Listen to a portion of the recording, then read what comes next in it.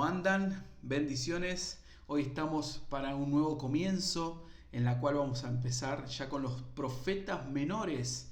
Los profetas menores que son los que siguieron, según en el canon, en el orden bíblico hebreo, luego de los profetas mayores. Los 5 libros, en la cual son 4 los autores, en este caso, que tenemos a Isaías, ya hemos visto también a Jeremías, el libro de Ezequiel, hemos visto también el libro de Daniel. Y hoy, más que nada, ya comenzamos con una nueva introducción de los profetas menores, pero también a su vez vamos a comenzar con el primer libro de los profetas, justamente que sería Oseas. Bien, vamos a estudiar un poquito su historia, su contexto histórico, quién fue Oseas, este profeta que va a estar trayendo el mensaje al pueblo del reino del norte. Bien, así que ni más ni menos vamos a comenzar ahora con los profetas menores y su introducción.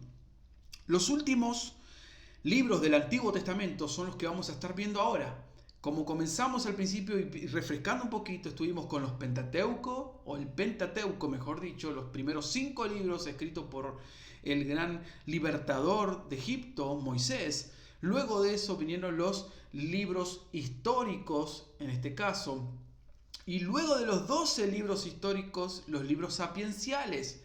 Y luego de los libros sapienciales fue donde comenzamos con los profetas mayores, y hoy estamos comenzando ya la última sección, la última etapa del Antiguo Testamento con sus 12 libros, en este caso los últimos 12 profetas que nos van a estar trayendo cada uno en particular un mensaje acerca del pueblo de Dios y cómo en este caso el Señor seguía haciendo su obra en cada uno de ellos para llevar un nuevo mensaje de ánimo, de fortaleza, con una profecía realmente que se terminó cumpliendo. Así que estos últimos libros del Antiguo Testamento se hicieron conocidos porque generalmente son más breves, bien, son con menos capítulos que los primeros 5 libros de los profetas mayores, ¿no? Veíamos que Isaías tiene más de 60 capítulos, Jeremías también tiene muchos capítulos, Daniel, Ezequiel con 48, pero sin embargo, acá en estos últimos 12 libros no vamos a ver tanta cantidad de capítulos, ¿bien? Pero sin embargo es importante entender que no tiene nada que ver de que estos profetas menores no traían un mensaje tan grandioso, entre comillas, como los profetas mayores, sino más bien van a seguir siendo unos grandes siervos de Dios que van a estar instruyendo al pueblo de Dios a que vuelva de su desobediencia. Bien, entonces, en este caso, como volvemos a decir, fueron escritos a lo largo de un periodo de 400 años. Bien, estamos en la introducción de los profetas menores, todavía no ingresamos al libro de Oseas. Bien, estos 12 profetas van a estar escribiendo durante 400 años, hasta llegar más o menos a los 500, 400 años, donde estaba también Esdras, por ejemplo. Bien, entonces, y van a estar escribiendo en la historia de las naciones de Judá, el reino del sur, e Israel, el reino del norte. Bien, abarcando que los imperios asirios, los imperios babilónicos y los imperios persas. Bien, vamos a estar viendo esos 3 enemigos en este caso, en la cual tienen que tratar de consolidar el pueblo de Dios en que no se deje influenciar por estos grandes imperios. Y acá se divide un poquitito. Hay 2 profetas que van a estar profetizando en el reino del norte, o sea, en Israel. Uno de ellos es Amós y el otro profeta, el que vamos a ver hoy justamente, Oseas. Bien, estos 2 profetas son nada más ni nada menos los que van a estar profetizando en Israel, hacia el reino del norte. Luego tenemos, si ya que estamos hablando del norte, podemos hablar los del sur, el reino del sur, de Judá. En este caso van a ser 6 profetas. En este caso, 6 son los profetas que van a estar dejando su mensaje al pueblo de Dios. ¿Y quiénes son? Bueno, Abdías, Joel, Miqueas, Nahum, Sofonías y Habacuc. Estos 6 siervos de Dios son los que van a estar dirigiendo su mensaje hacia el reino del sur, Judá. Uno solo fue el que profetizó en una nación totalmente pagana, Jonás. Él es el único profeta dentro de estos 12 profetas menores que va a estar llevando hacia la nación de Nínive. Bien, el único. Y luego, por último, para finalizar, en este caso son 3 últimos profetas los que van a estar profetizando luego del cautiverio. Bien, luego del cautiverio. Y son Ageo, Zacarías y Malaquías. Bien. El resumen de estos 12 libros, antes de comenzar con Oseas, vamos a repasar cada uno en particular. Y es importante también entender esto. Oseas, que lo vamos a ver en un ratito, va a traer un mensaje de la condenación de Israel. Recordemos que va a estar profetizando el mensaje hacia el reino del norte. Entonces va a traer un mensaje hacia este pueblo, hacia esta nación, Israel, seguido por el perdón de Dios. Bien, entonces el mensaje que va a traer el profeta Oseas es la condenación de Israel seguido por el perdón de nuestro Dios. Después tenemos a Joel, siguiendo el orden bíblico. Luego de Oseas viene Joel, y Joel va a estar trayendo una predicción de una invasión extranjera como forma del juicio de Dios. Bien, en este caso recordemos que Joel es uno de los que va a estar profetizando hacia el reino del sur. Bien, entonces en este caso ya está hablando hacia Judá, que va a haber una invasión extranjera que va a venir de parte del juicio de Dios por la desobediencia. Luego de Joel viene el libro de Amós, viene el profeta Amós. Y Amós profesa con 8 pronunciamientos de juicio contra Israel. Este es el otro profeta que va a hablar al reino del norte y que dice que va a profetizar con 8 pronunciamientos de juicio contra Israel. Pero no vamos a entrar en detalle ahora con Amós porque no estamos en ese libro. Luego tenemos al siguiente libro, el siguiente profeta va a ser Abdías. Y Abdías va a profetizar sobre la destrucción de Edom. Bien, luego tenemos a Jonás. Este es el único que profetiza en una nación extranjera, pagana, distinta. Y Jonás va a traer una profecía renuente, llevada justamente a Nínive al arrepentimiento. Ese es lo que va a hacer Jonás, el profeta Jonás, traer arrepentimiento al pueblo de Nínive. Bien, pero este aquí, escuchen bien, ahora va a seguir algo más sobre Nínive. Luego de Jonás viene Miqueas. Este profeta Miqueas anuncia el juicio y promesa de la restauración mesiánica. Bien, este es uno de los pocos profetas que habla acerca del Mesías. Después tenemos a Nahum. Nahum profetiza sobre la destrucción de Nínive. A diferencia de Jonás, que viene a traer arrepentimiento a Nínive, Nahum viene a traer la profecía de la destrucción sobre Nínive. Bien, luego seguimos con el próximo profeta, el próximo libro es Habacuc. Y en el libro de Habacuc, en este caso el profeta es el que le va a estar cuestionando y preguntando a Dios, y a su vez lo va a estar alabando por el juicio que se aproxima contra Judá. Bien, después tenemos a Sofonías. Sofonías va a estar prediciendo de un juicio destructivo seguido de maravillosas bendiciones. Todos son profecías de cada uno y su mensaje particular resumido en pocas palabras. Después de Sofonías tenemos a Ageo. Ageo, él va a estar en este caso trasladando el llamado a reedificar el templo. Bien, ese es el llamado que va a tener el profeta Ageo, reedificar el templo. Zacarías, el anteúltimo, profecía mesiánica que exhorta a completar el templo. Y por último, Malaquías. Y Malaquías, antes de terminar el Antiguo Testamento, dice que en este caso se resume con una profecía de destrucción seguida por una bendición mesiánica, refiriéndonos ya a el Mesías. Son muy pocos los profetas menores que hablan acerca de una profecía mesiánica. Y lo tenemos acá, Malaquías, Zacarías, Hace un ratito dijimos también Nahum, no, era el otro Miqueas. Bien, Miqueas es el otro. Acá repasando un poquito de los que van a estar hablando de este Mesías. Bien, tiempo en que profetizaron, lo acabamos de decir, lo volvemos a repasar, 800 a.C. hasta el 400 a.C. Eso sería más o menos el tiempo en el cual van a estar profetizando los profetas menores, que empezamos esta nueva sección hoy.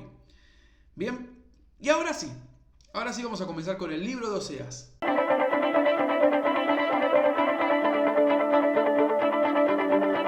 El libro de Oseas, vamos a hablar sobre el autor y fecha. El autor es indiscutido, es él. Es él mismo el que va a estar escribiendo este libro. Incluso ya en el capítulo 1, versículo 1, ya nos menciona a él que es el autor y que a su vez es el hijo de Beeri. Bien, entonces él mismo lo podemos decir ya dado por hecho de que es el autor de su propio libro. El profeta vivió y profetizó durante el reinado de Jeroboam II. Recordemos que él va a estar profetizando al reino del norte. Bien, y en este caso va a estar profetizando bajo el reinado de Jeroboam II. Pero hay otros 4 reyes en Judá que van a estar pasando en ese periodo de 40 años de lo que va a estar profetizando Oseas. Escuchaste bien, 40 años más o menos es lo que va a estar profetizando hacia el pueblo de Dios. Y en este caso, los 4 reyes es indistinto o no, pero es importante porque eso lo podemos ir deduciendo y uniéndolos con otros profetas que van a seguir apareciendo. Bien, entonces, en el reinado de Jeroboam II, en Israel, en el reino del norte, en el reino del sur, pasaron 4 reyes, bien, 4 reyes que son Usías, Jotam, Acaz y Ezequías. Bien, estos son los reyes que van a estar en el reino del sur. Pero vamos a volver y quedarnos solamente en el norte, porque acá es donde va a entrar el mensaje y lo que Dios va a hablar acerca de Oseas y lo que va a traer como mensaje, no solo a su vida, en lo particular, en lo personal, en lo familiar, sino también Dios va a estar abriendo su corazón con este profeta y demostrándole algo tan hermoso y genuino.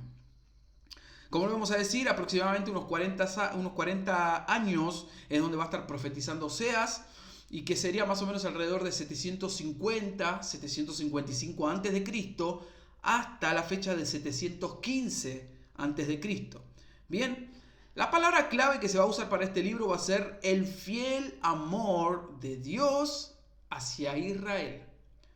Y ya eso creo que nos va llevando a dónde estamos entrando. Pero hay un fiel amor de Dios que tiene hacia Israel. Versículos claves. Capítulo 4, versículo 1. Podemos leer, por ejemplo, yo tengo acá la Biblia conmigo. Y lo voy a leer. Capítulo 4, versículo 1 y versículo 6. El versículo 1 dice: Oíd palabra de Jehová, hijos de Israel. Porque Jehová contiende con los moradores de la tierra. Porque no hay verdad, ni misericordia, ni conocimiento de Dios en la tierra. No hay absolutamente un mejor conocimiento, una mejor sabiduría de parte de Dios en la tierra. Y el versículo 6 dice: mi pueblo fue destruido porque le faltó conocimiento. Por cuanto desechaste el conocimiento, yo te echaré del sacerdocio. Y porque olvidaste la ley de tu Dios, también yo me olvidaré de tus hijos. Palabra de Dios. Acá tenemos versículos claves. El versículo 1 del capítulo 4 y el versículo 6 del capítulo 4. Y podemos ver cómo, por causa de la desobediencia, de la falta de conocimiento que solo Dios la da, el pueblo, en este caso, iba a ser destruido. Bien, otro versículo clave puede ser en el capítulo 11, tenemos versículos 7 al 9, capítulo 11, versículos 7 al 9, el libro de Oseas, dice lo siguiente: entre tanto mi pueblo está adherido a la rebelión contra mí, aunque me llaman el Altísimo, ninguno absolutamente me quiere enaltecer. ¿Cómo podré abandonarte, oh Efraín? ¿Te entregaré yo, Israel? ¿Cómo podré yo hacerte como Adma o ponerte como a Zeboim? Mi corazón se conmueve dentro de mí, se inflama toda mi compasión. No ejecutaré el ardor de mi ira, ni volveré para destruir a Efraín, porque Dios soy y no hombre, el santo en medio de ti, y no entraré en la ciudad. Estos son tres versículos que podemos leer también, pero donde podemos quedarnos con cada uno en particular y ver cómo muchos le llamaban el Altísimo por una tradición, pero sin embargo no obedecían al Padre, no obedecían a Jehová, como le llaman en el Antiguo Testamento. Capítulo clave, yo elegí el capítulo 4, en este caso es muy fuerte y es el que más me siento identificado, también la controversia de Jehová con Israel. Capítulo 4 nos enseña esto que estábamos recién viendo, ¿no? En el versículo 6, cuando dice que por falta de conocimiento fueron destruidos el pueblo de Dios.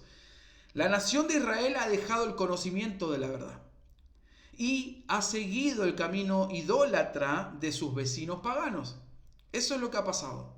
Eso es lo que pasó, por lo que van a terminar más adelante pasando en el cautiverio de Babilonia, Asiria, los persas. La ubicación histórica. Ahora vamos a ver un poquito la ubicación histórica, o el marco histórico le llamamos también. Oseas profetizó en un periodo de una rápida decadencia moral, porque los dioses falsos inclusive ya se estaban empezando a mezclar en el culto al único Dios verdadero. Entonces, por eso, como decíamos hace un ratito, en el camino de la idolatría ellos mismos ya se avecinaban a los pueblos vecinos y empezaban a tener esas creencias idólatras hacia dioses minúsculas. Y en este caso podemos ver cómo estos dioses falsos empiezan a involucrarse en las creencias del pueblo de Dios. Cuando se veneraba solamente y se exaltaba y se adoraba solo al único Dios, bien verdadero. Debilitados por luchas internas, Israel colapsó en el año 722 a.C., cuando Asiria destruyó a Samaria, la capital de Israel. A causa de la falta de conocimiento, de la falta de obediencia a Dios, el Señor se hizo a un costado de decir, entonces van a tener que padecer por esto. Y por eso están los profetas. Ellos venían a traer este mensaje, arrepiéntanse, vuélvanse a Dios, vuélvanse al único Dios viviente. Contribución teológica. La contribución teológica, muchas personas, en este caso, creen que en el Antiguo Testamento describe la ira de Dios, un Dios enojado, un Dios dictador, un Dios que le pone los límites, y en el cambio en el Nuevo Testamento ven un Dios amoroso, un Dios pasivo, ¿no? Pero vale aclarar que el libro de Oseas en este caso va a incluir expresiones de un amor firme en medio del juicio profético. Dios no era un Dios castigador porque sí, sino porque amaba a su pueblo, porque Él quería lo mejor para su pueblo. Entonces era un Dios celoso. Celoso en el buen sentido, no celoso en el mal sentido. Y lo que venía a traer, en este caso, era palabra de ánimo, venía a adelantar la jugada para que el pueblo se avive y siga en obediencia, caminando, alabando y obedeciendo las leyes de Dios. Pero sin embargo, bajo la idolatría, la inmoralidad sexual, bajo todo lo que eran las creencias paganas, el pueblo de Dios termina tomando su decisión. Pero sin embargo, acá vemos un Dios misericordioso. En el libro de Oseas podemos ver un Dios en el cual, en el medio del auge donde se estaban mezclando los dioses paganos en el culto hacia el Dios verdadero, Él seguía teniendo un profundo amor por su pueblo. Entonces va a estar firme el amor de Dios. Oseas, Deuteronomio y el Evangelio de Juan son 3 libros que clasifican los tratados bíblicos más importantes sobre el amor de Dios. Son profundo el amor de Dios como se ve en estos 3 libros, Deuteronomio, Oseas y el Evangelio de Juan. Importante tenerlo en cuenta para que lo podamos leer. La consideración especial. En la consideración especial acá yo creo que es donde muchos hemos aprendido esta historia de Oseas, que es en lo familiar, en el matrimonio. El matrimonio de Oseas fue muy debatido por muchos maestros, teólogos inclusive, y en este caso los maestros inclusive de la ley también van a estar debatiendo sobre por qué tuvo que elegir una prostituta, por qué su esposo iba a ser una prostituta. Cuesta entender esto, pero fue una suma obediencia a Dios de parte del profeta Oseas. Él cumplió con el mandato de Dios.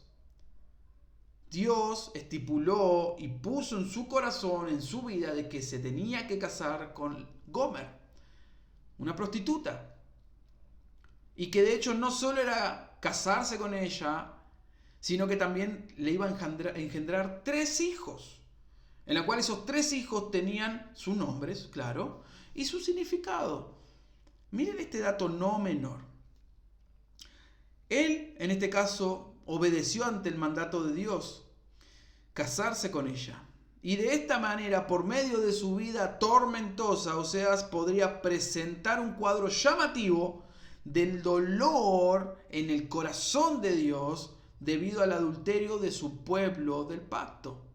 Entonces, en otras palabras, la consideración especial de este libro nos refleja y nos muestra el gran amor que Dios tenía por su pueblo, pero poniendo la gran similitud, el gran paralelismo, ¿bien? El gran paralelismo entre el matrimonio de Oseas con Gomer, una prostituta, adúltera, y por otro lado, el amor de Dios por su pueblo, Israel, en la cual procuraba de que le obedezcan a Él, que le sirvan a Él, que le adoren a Él.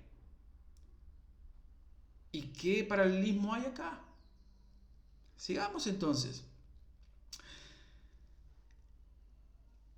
Refleja Gomer a Israel.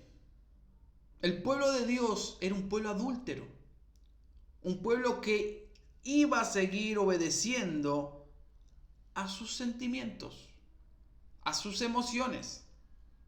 Iba a querer seguir desobedeciendo al padre, a su esposo. Y lo mismo pasa con Gomer, la esposa adúltera, y acá estamos comenzando ya en la síntesis de este libro, para ya redondear los 14 capítulos que contiene este libro. Desde el capítulo 1 al capítulo 3 vemos prácticamente lo que sería el eco fundamental de todo este libro, de todos los 14 capítulos. Desde el capítulo 1 al capítulo 3 tenemos a la esposa adúltera, pero un marido fiel. Un marido que va a seguir buscándola. Oseas se casa con Gomer, ¿bien? Oseas se casa con Gomer, la prostituta, y que le da estos 3 hijos, apropiadamente nombrados por Dios como señal para Israel. ¿Y saben cómo se llamaban? El primero, Jezreel, con J y con Z. Jezreel, que significa Dios dispersa. El segundo hijo se va a llamar Lo-ruhama, y que significa no compadecida. Y el tercer hijo, entre Gomer y Oseas, se va a llamar Lo-ammi. Y Lo-ammi significa no pueblo mío. Dios dispersa, no compadecida, no pueblo mío. Ese es el sentimiento que sentía Dios, y que podemos verlo teológicamente, cómo el Padre estaba sintiendo y necesitaba decirlo. ¿Y qué hizo? Se lo presentó y se lo mostró, y que incluso viva lo que siente Dios, lo pueda vivir este gran profeta, este gran siervo, en carne propia, con su propia amada. Entonces, en otras palabras, Dios juzgará y esparcirá a Israel a causa de su pecado. Gomer va a salir a buscar nuevamente otros amantes, va a seguir en volver a hacer su antiguo trabajo, en seguir acostándose con otros hombres. Pero sin embargo, Oseas sale a buscarla. O sea, no solo sale a buscarla, sino que la encuentra. No solo la encuentra, sino que Oseas inclusive también la restaura, la redime y paga el precio por ella, para que siga viviendo con él y sigan siendo una familia como tiene que ser. Entonces, el adulterio de Gomer ilustra el pecado de Israel. Ese es el gran mensaje que nos presenta el libro de Oseas. Y eso que estamos solamente del capítulo 1 al capítulo 3, pero acá está la base del libro. Por eso es que lo comparto y me quedo mucho más en esta sintonía, para que podamos entender realmente lo que significa cada libro de la palabra de Dios.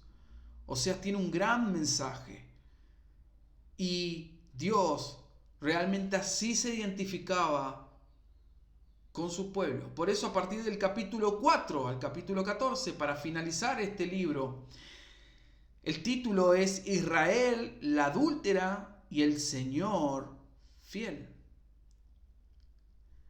Oseas, al sentir el dolor de experimentar que su esposa le es infiel, puede sentir algo del dolor de Dios por su pueblo pecador. Este profeta tenía conectividad con Dios. Este profeta tenía una comunicación con Jehová. Entonces también en una u otra manera estaban identificándose uno con otro. Decir, ahora entiendo, Padre.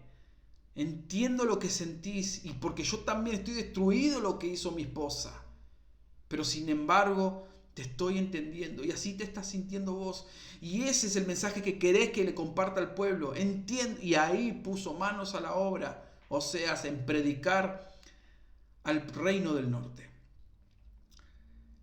Pero su fiel amor por Gomer es un gran reflejo también de la preocupación de Dios por Israel. Bien, ustedes miren esta similitud de ambas historias. Dios con Israel, Oseas con Gomer. Bien, había un reflejo de preocupación. Como sabemos, Israel ha caído inclusive hasta el fondo del pecado y se ha endurecido contra el misericordioso último llamado de Dios para que regrese. Sí, estamos solamente en el libro de Oseas, pero vos y yo sabemos la historia cómo termina. Sabemos de que tiene que pasar más adelante el cautiverio por Babilonia en todo el pueblo de Dios, por los persas. Quiere decir que más allá de este profundo mensaje que nos deja para influenciar en nuestros corazones, en nuestra vida, el Espíritu de Dios, también entendemos que más allá de lo profundo que fue el mensaje y que es el mensaje del libro de Oseas, en otras palabras, si nos quedamos en ese contexto, le entró por un oído y le salió por el otro al pueblo de Dios. Y siguió caminando en desobediencia. De hecho, Dios quiere sanarlos y redimirlos, así como también Oseas camina y busca a su esposa para redimirla y comprarla nuevamente a que esté con ella. Dios va a hacer lo mismo, lo que hablamos hace un rato, el gran amor de Dios de igual seguir insistiendo en su misericordia por su pueblo. Capítulo 7, versículo 1 dice, mientras curaba yo a Israel, se descubrió la iniquidad de Efraín y las maldades de Samaria, porque hicieron engaño y entra el ladrón, y el salteador despoja por fuera. Y el versículo 13 nos dice, ay de ellos, porque se apartaron de mí. Destrucción vendrá sobre ellos, porque contra mí se rebelaron. Yo los redimí. Y ellos hablaron mentiras contra mí. En otras palabras, lo que estábamos recién diciendo. El pueblo de Dios, más allá del profundo mensaje y de lo que vivió en carne propia el gran siervo de Dios, el pueblo iba a seguir en desobediencia. Los capítulos 9 y 10 dan el veredicto. La desobediencia de Israel los llevará a la dispersión. Desde el capítulo 4 al 7 vemos un Dios santo. Del capítulo 4 al capítulo 7 un Dios santo. Desde el capítulo 8 al capítulo 10 vemos un Dios justo. Y del capítulo 11 hasta el 14 vemos un Dios amante y misericordioso por su pueblo. No dejaba de amar a su pueblo. No dejaba de tener ese gran amor ferviente por su pueblo. Pero el pueblo le desobedecía. Si bien castigó a su pueblo, también los restauró y los salvó. Así que hasta acá hemos llegado con el libro de Oseas. Espero que sea de mucha bendición para tu vida, no solo para un estudio bíblico más y aprender un nuevo libro y sus introducciones de los profetas menores, sino también para que entendamos que esto nos refleja a vos y a mí con respecto a que nuestro Señor nos siga amando fervientemente a través de su Hijo amado Jesucristo, que padeció la cruz, que murió por nuestros pecados, pero nos salvó. Y hoy, por gracia de nuestro Señor Jesucristo, nosotros somos salvos. Nosotros podemos tener vida eterna. Pero recuerden esto, y es importantísimo, estar limpios. Todos los días estar puros, santos, agradables ante los ojos de nuestro Señor. Arrepentirnos de nuestros pecados todos los días. Todos los días. Que Dios te bendiga grandemente y el Señor seguirá haciendo la obra.